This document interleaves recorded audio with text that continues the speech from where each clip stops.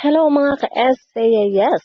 Maraming espekulasyon na hindi magsasama or magduduet sina Catherine at Daniel sa Christmas special ng ABS-CBN sa Araneta Coliseum. Pero nagkamali ang mga nag-isip ng ganyan dahil heto at pasabog nga ang ginawang duet ni Catherine at Daniel.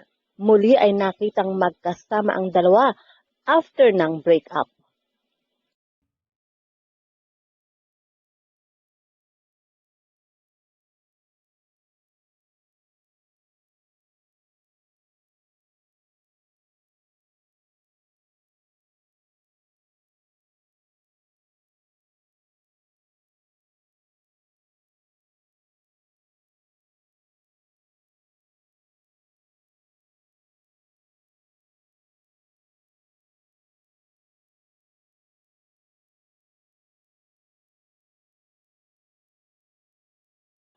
Dumadagundong nga sa Araneta Coliseum nang lumabas na si Catherine at nakipag-duet na kay Daniel.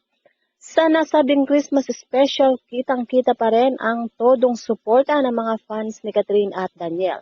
Ang solid fans ni Catherine at solid fans ni Daniel plus ang solid fans nilang dalawa na Katniel. Iba talaga ang hatak ng dalawa sa tagal kasi ng relasyon at kung paano nila inalagaan ang mga fans, kaya naman hanggang ngayon, todo suporta ang napakarami nilang tagahanga.